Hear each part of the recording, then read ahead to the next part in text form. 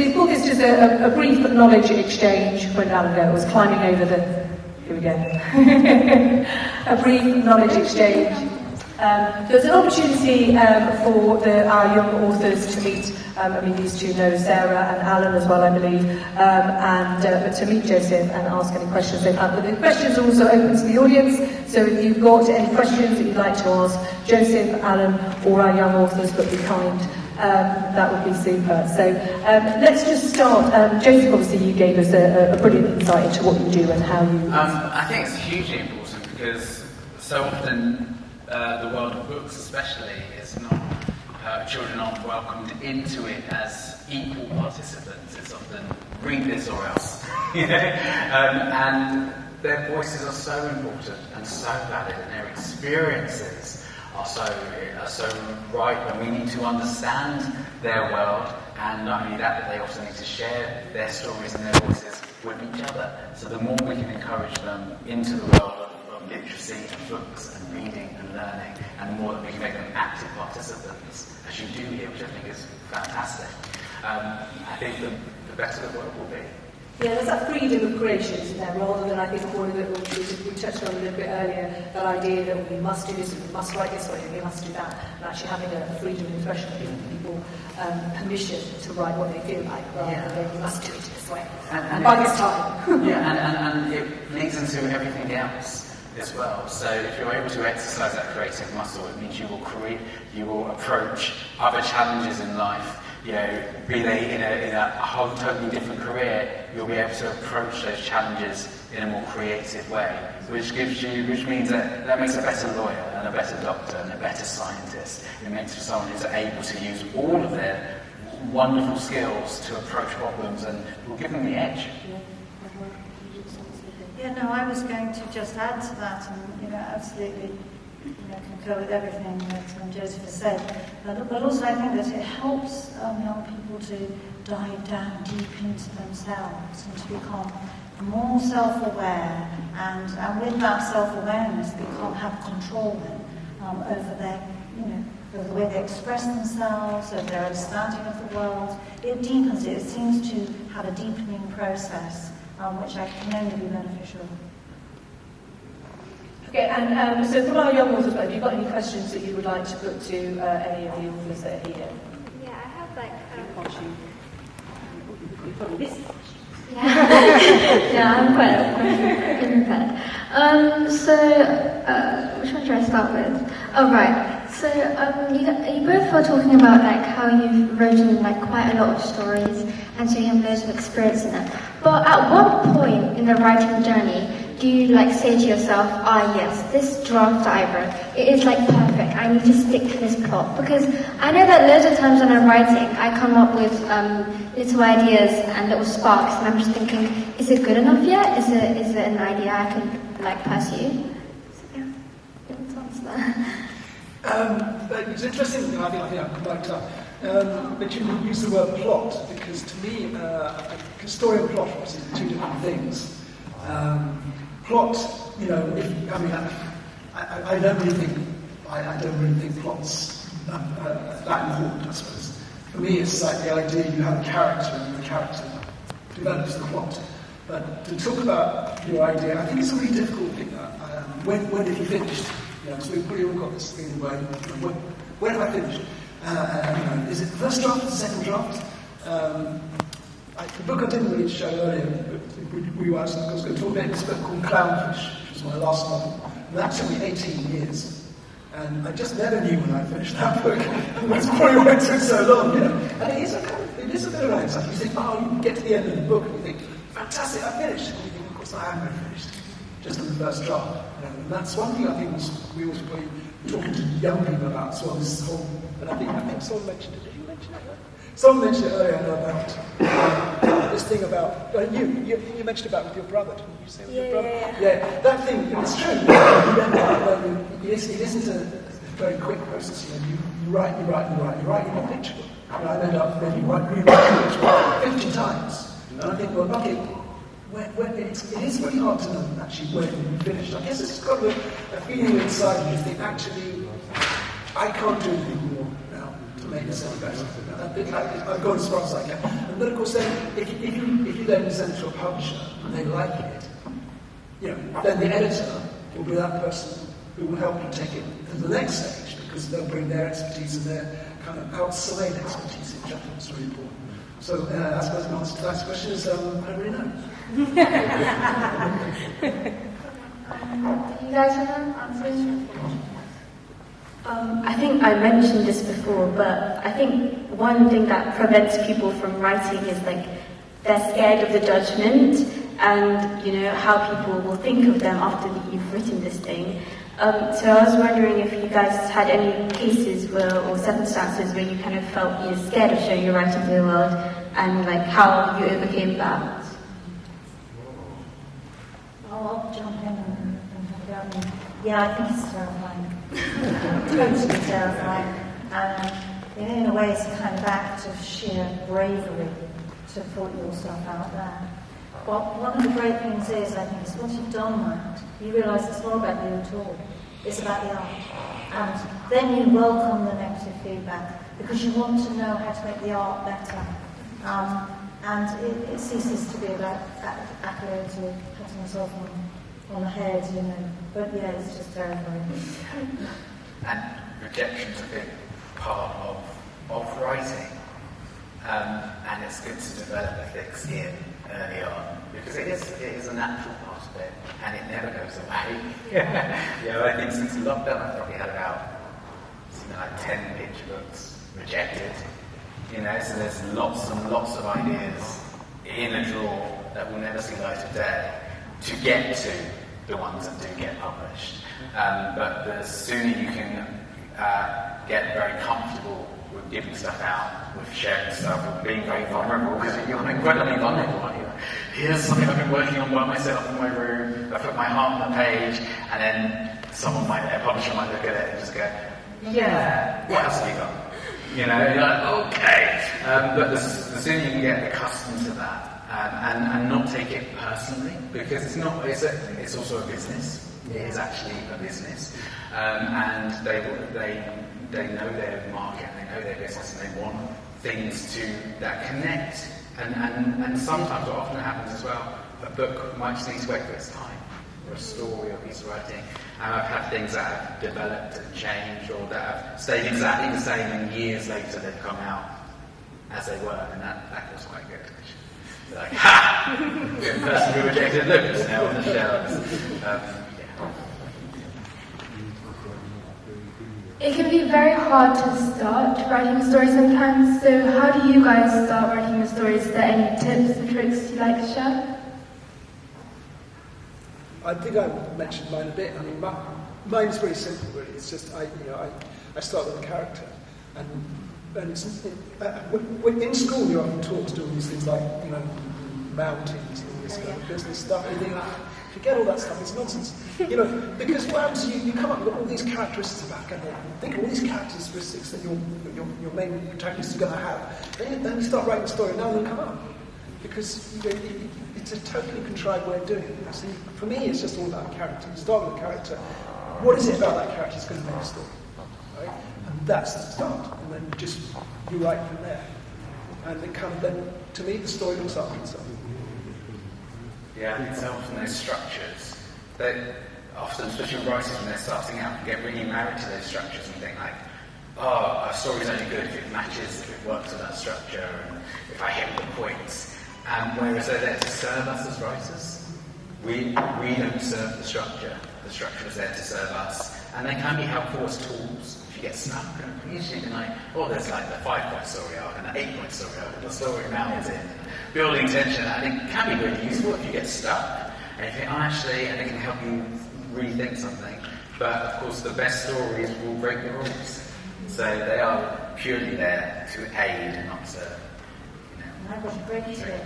Put a waste paper bin near your desk, and then when you get kind of like, I've just bin it. I just have a go, and then if it's rubbish, I can bin it, or delete it, or whatever it is. But a nice sort of symbol to remind you that it's not set in concrete. I also think, just from a young person's point of view, one of the things I do find pretty useful, I know not all writers do, but I actually like to know how my story's going to finish. Doesn't mean I have to exactly know the ending, but I like to know, because to me, I do feel like a story's like going on a journey. You go on a journey, and if you know, like coming here today, I've been to this place before, but I kind of worked out on the map.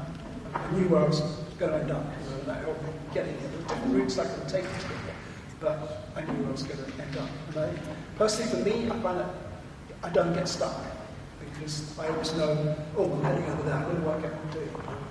But I know some people don't like to do that too, I just like to write without knowing at all where it's going. But for me, it works. Personally, I find it works better for me to have sometimes thinking in my head for a start. I don't know.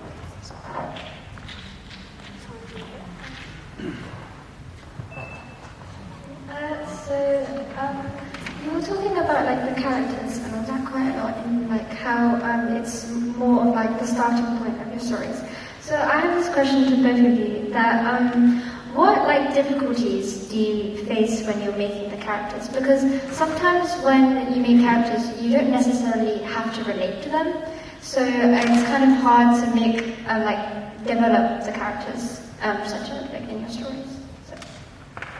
Yeah, I find this is going to sound a bit arty, but it's about listening, and I do really feel that ideas come to you and you're lucky to catch one, you know, and then it's about listening to the characters and starting your story, and I discover the characters as I go. Not too long ago I had edits on a piece where the editor was saying to me, oh, are you sure they speak like this, and you know, that doesn't seem right, and I was like, well, I had to sort of just kind of put a hold on things and say, well, actually, I'm still discovering this character, and I can't give you a definitive yes or no whether the character is this way or that way.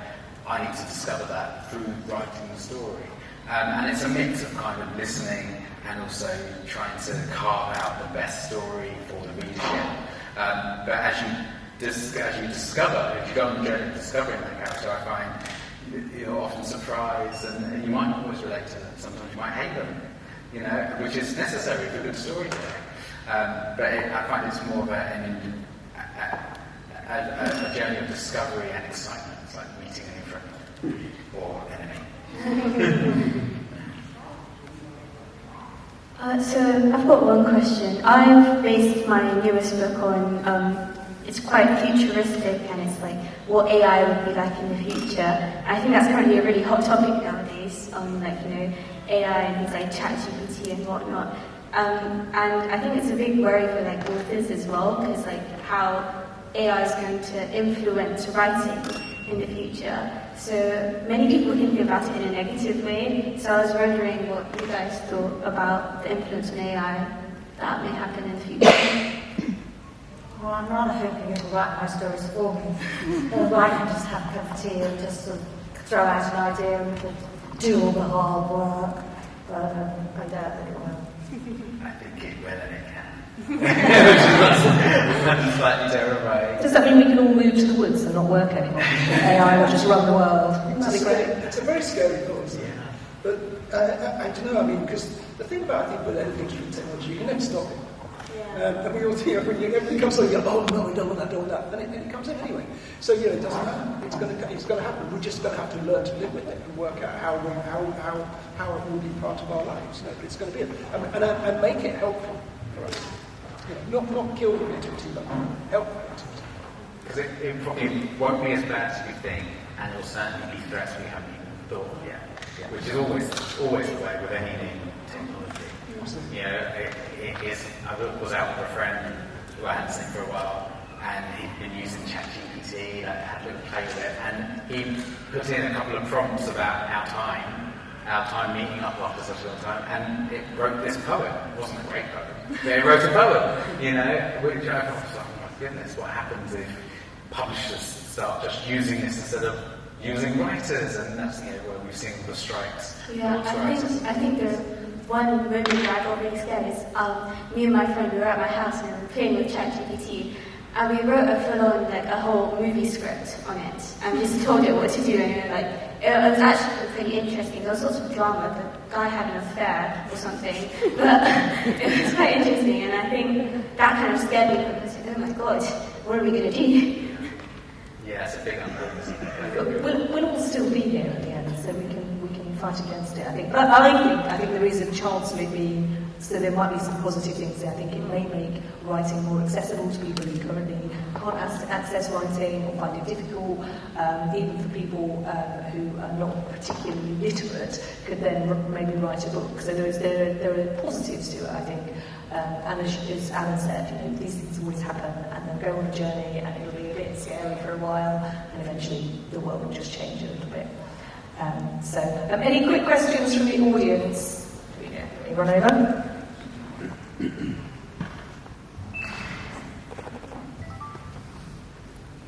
So more of a piece of advice for me as a parent, how to inspire my 8-year-old daughter to come into writing. I mean, I would say through poetry, through the poetry prompts, and to allow freedom, to give her the opportunity to write what interests her, and to get her to read as widely as possible. And that could be magazines, as well as books, magazines, comics, anything, back the cereal packet. Anything that interests her, allow her to dive fully in, and then to just support her writing. I find notebooks are a great way to give a young person complete ownership over a really lovely notebook. There's something quite special about a nice notebook and a nice pen to encourage her to have that wherever she goes.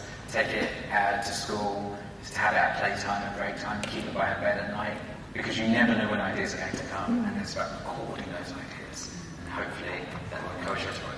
I definitely say one thing that my mom did a lot is that she didn't force any ideas on me. She kind of just let my creativity flow, and she didn't really. Of course, she criticised my writing when she needed to, but lots of criticism doesn't help. And I think one thing most parents do when their child writes something, they start pointing out all the flaws in it and what to improve. But as well as pointing out the flaws, you also need to say all the good stuff. So I definitely say doing that would help your child. And I think also, I was wondering, do you read? I am a professor, mentally, whether or not I like it. But I think parents reading is a very important thing, because if children see that parents are really enjoying reading, and they're going to get more into it and get more into your idea of story. I think also, I don't know, your child's age. Do you share stories with your child, or does your child just go away and read on their own? Because I think that's the thing about it. I think is often people think, once you get to maybe the end of picture books, maybe like 6, 7, you think, well, that's it now. My job's done now as a parent, and then let them get on with their own reading. But actually, I think you carry on reading to the children. 7, 8, 9, 10. It's lovely, and I think that helps to kind of get them excited, make them feel that this is an exciting activity. The reading is, and then maybe talking about the stories as well, and then talking about other possibilities that might come out of that story. And to me, all this is really important. It's that kind of sharing of stories, I think, is really important. Sorry, can I just add to that and say that this is part from my own experience, but also working with children quite a bit, is that it starts first with telling before the writing. Making up stories with your daughter, and putting her in the power seat, making her the protagonist of her own story, and get her to tell stories first. And then if she's shy to write more, her handwriting's not so good, or her spelling's a bit, a bit wayward, then perhaps getting her to illustrate them a bit, or draw them out, so that let the story come first, and then the words come in to clothe the story to embellish it. I think that's really interesting. We do, because I'm an actor, so I do quite a bit of improvisation, and I've done that with my children. I think it's something you wouldn't necessarily fall into, but actually, most of because I'm shattered when it gets to bedtime. So I'm like, oh God, I'm not sure that I can read. So instead we improvise stories, and that's actually a really lovely way to kind of do that without having to write anything or read anything, just make up a story. The other thing I was going to share was that it just happened the other day, and I caught myself We went to the library, and the kids went off to get a book, and I was doing stuff, probably emailing some of you people. And another parent came in and sat down, and he got a book, and he sat down and read a book, and I was on my phone, and I thought, I have to put my phone away. Get the book out. I should not be on my phone in the library when I'm encouraging my children to read. So we have to wrap that up there. I feel like we could go on for ages. Alan's got a workshop which starts in just about 10 minutes, which is on reimagining tales. So if you want to, if you're not already signed up and you want to join him, then you can do. That's absolutely fine. But thank you so much to our writers and our young authors for joining us today. It's been absolutely wonderful. Thank you very much.